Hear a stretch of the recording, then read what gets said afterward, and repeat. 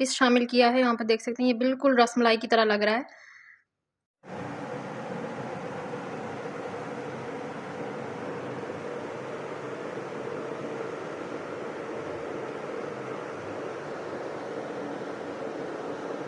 यहाँ पर देखें, कस्टर्ड बनाने के लिए सबसे पहले मैंने दूध लिया है और चीनी ली है, और यहाँ पर जो है आधा किलो सेब बिल्कुल छोटे छोटे पीसेस में इस तरह से कट कर लिए हैं। छोटी इलायची ली है, उसको ग्राइंड करके दूध में ही यहाँ पर शामिल कर दिया है ताकि वो हल्की हल्की यहाँ पर आप देख सकते हैं नज़र आ रही है, लेकिन ये ग्राइंड की हुई है, इससे खुशबू बहुत ही अच्छी आ रही है। और यहाँ पर मैंने जो है 2 गिलास जितनी चीनी शामिल की है, तो इसको अभी पकने देंगे हम। अब यहाँ पर दूध अच्छे तरीके से पक रहा है। अब इसी में हम केले शामिल करेंगे।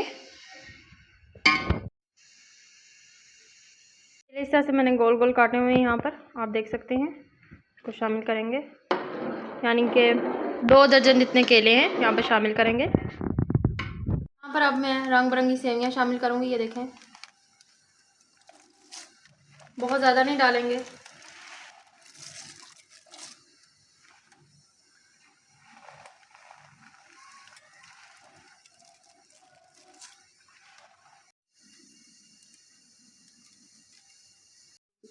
एक मिनट, अब यहाँ पर हम जो है इसको मिक्स कर लेंगे सेवियों को।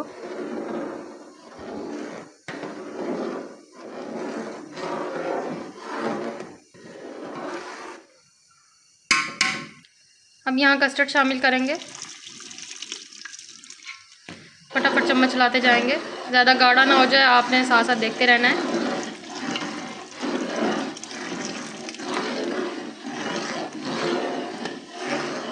यहाँ पर मैंने वनीला कस्टर्ड शामिल किया है। यहाँ पर अब मैं किशमिश शामिल करूँगी। यहाँ पर देखें, किशमिश थोड़ी सी और शामिल करूँगी।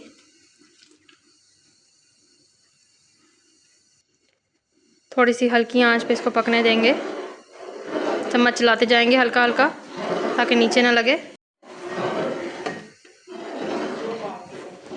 यहाँ पर मैंने थोड़ा सा केक पीस डाला है।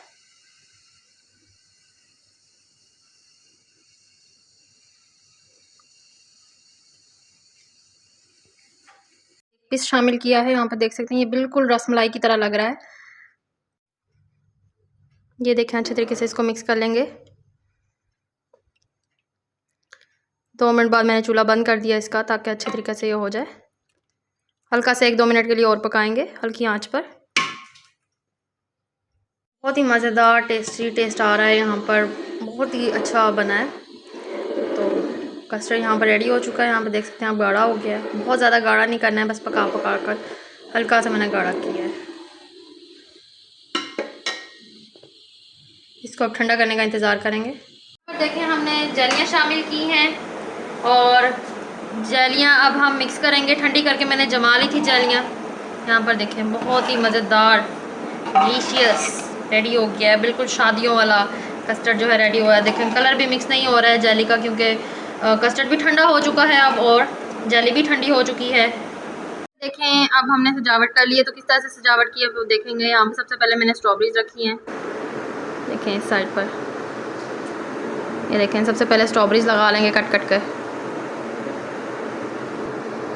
अब हमने स्ट्रॉबेरी की कर दी है, अब हम मलाई लगा रहे हैं इसके ऊपर। आप क्रीम यूज़ कर सकते हैं मलाई की जगह। यहाँ पर आप देख सकते हैं इस तरह से।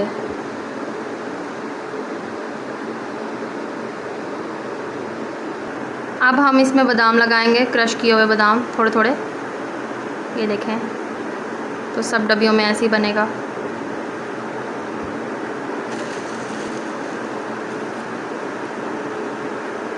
आप देख सकते हैं, मैंने बर्फ़ी को क्रश किया हुआ है बिल्कुल, और थोड़ी थोड़ी सी बर्फ़ी शामिल करेंगे।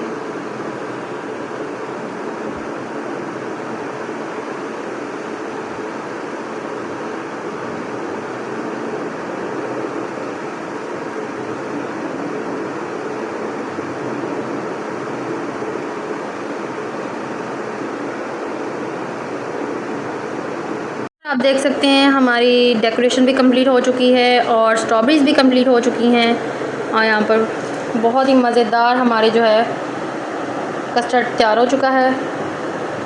तो आप किसी ईद पर फंक्शन पर इसको यूज़ कर सकते हैं। बिल्कुल शादियों वाला फ्लेवर बना है।